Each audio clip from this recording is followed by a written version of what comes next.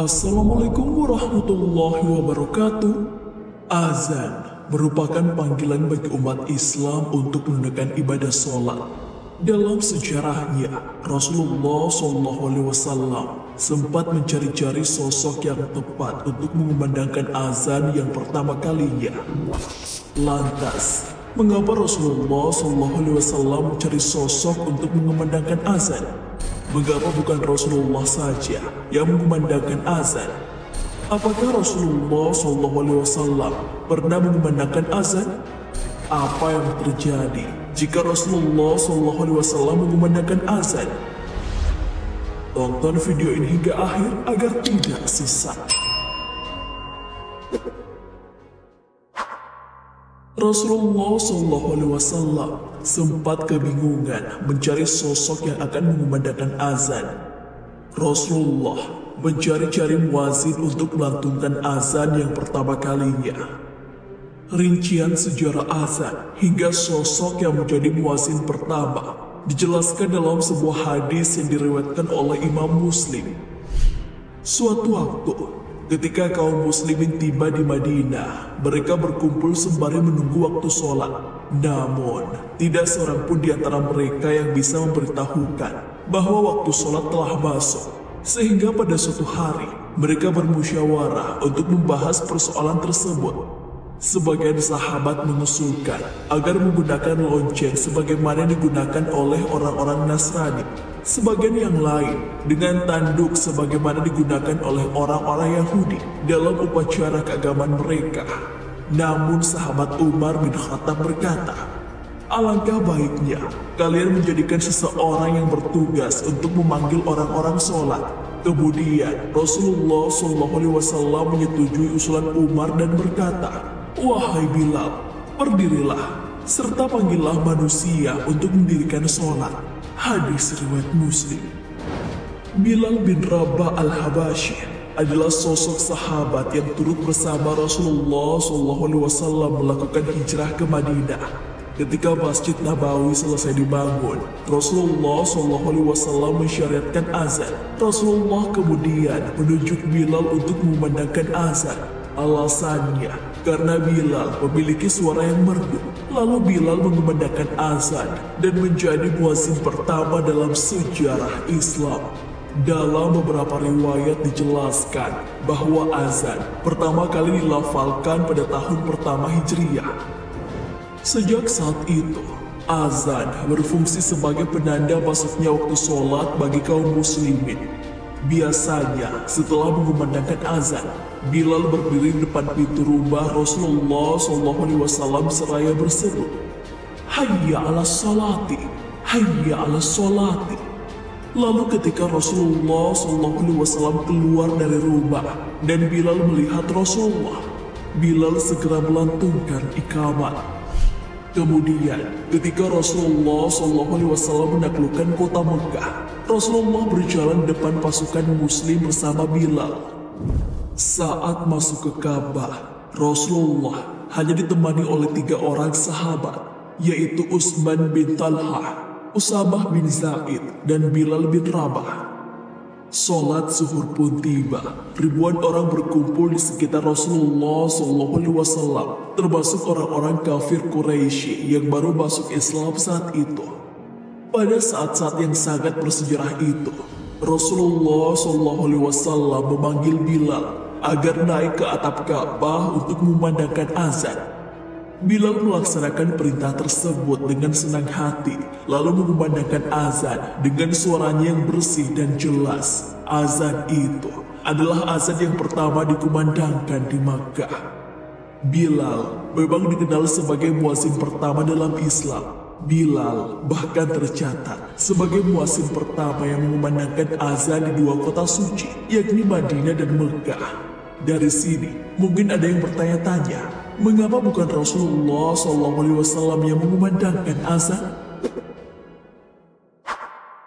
Rasulullah SAW ternyata tidak pernah melantunkan azan sebagai penanda masuknya waktu sholat. Keterangan bahwa Rasulullah SAW tidak pernah azan dijelaskan oleh para ulama fikih. Mereka menerangkan perihal keutamaan antara azan atau menjadi imam sholat. Imam An-Nawawi di dalam kitab Al-Majmu' menjelaskan Rasulullah SAW lebih utama menjadi imam sholat dibandingkan melantunkan azan. Maka kemudian Khulafaur Rasyidin juga mengutamakan menjadi imam dan mereka tidak mengumandangkan azan. Imam Al-Baihaqi dari Umar bin Al-Khattab yang mengatakan, seandainya saya berkesempatan untuk mengumandangkan azan saat menjadi khalifah, maka saya akan mengumandangkan azan. Mereka tidak mengumandangkan azan disebabkan mereka sibuk dengan urusan umat muslim yang tidak bisa digantikan dengan selain mereka. Maka tidak ada waktu kosong untuk mengumandangkan azan. Adapun menjadi imam sholat berjamaah merupakan suatu keharusan bagi mereka. Sebenarnya, Rasulullah SAW pernah mengumandangkan azan di telinga cucunya, Hasan dan Hussein, saat dilahirkan. Hal ini sebagaimana diceritakan oleh Ubaidillah bin Abi Rafi. Dari bapaknya ia berkata, saya melihat Rasulullah SAW mengazani telinganya Hasan bin Ali ketika dilahirkan oleh Fatimah, sama seperti azan untuk sholat. Hadis riwayat At-Tirmidzi. Mungkin saja di antara kita ada yang penasaran, bagaimana jika seandainya Rasulullah SAW melantunkan azan, apa yang akan terjadi? Sudah dijelaskan bahwa Rasulullah SAW sama sekali tidak pernah melantunkan azan. Ulama fikih pun telah merumuskan hikmah-hikmah di balik Rasulullah SAW tidak mengumandangkan azan untuk sholat semasa hidupnya. Jika Rasulullah SAW mengumandangkan azan, maka dikhawatirkan orang yang tidak langsung menjawab seruan Rasulullah SAW. Maksudnya orang-orang tidak segera bergegas ke masjid untuk melaksanakan ibadah sholat. Kekhawatiran itu bahwa dijelaskan dalam Al-Quran. Allah Subhanahu wa Ta'ala berfirman, maka hendaklah orang-orang yang menyalahi perintah Rasul takut akan ditimpa cobaan atau ditimpa azab yang pedih. Quran Surah An-Nur ayat 63. Di dalam kitab Mawahibul Jalil mengatakan bahwa Rasulullah SAW tidak melantunkan azan saat masuknya waktu sholat, karena jika Rasulullah SAW mengatakan hayya 'alas sholat dan umat Islam tidak segera melaksanakan, maka mereka pun akan disiksa. Alasan kedua, Rasulullah SAW tidak melantunkan azan karena beliau adalah Rasul, maka tidak boleh bersaksi atas dirinya sendiri, yakni mengucapkan asyhadu anna Muhammadan Rasulullah sebagai salah satu lafaz dalam azan. Alasan ketiga, jika Rasulullah SAW mengumandangkan azan dan sampai pada lafaz asyhadu anna Muhammadan Rasulullah, maka seakan ada pemahaman bahwa ada nabi selain dirinya. Lafaz azan yang tahu pertama kalinya adalah dalam mimpi sahabat Rasulullah SAW, yakni Abdullah bin Sa'id, bukan dalam mimpi Rasulullah SAW. Maka dari itu, Rasulullah SAW mewakilkan kepada selain darinya untuk mengumandangkan azan.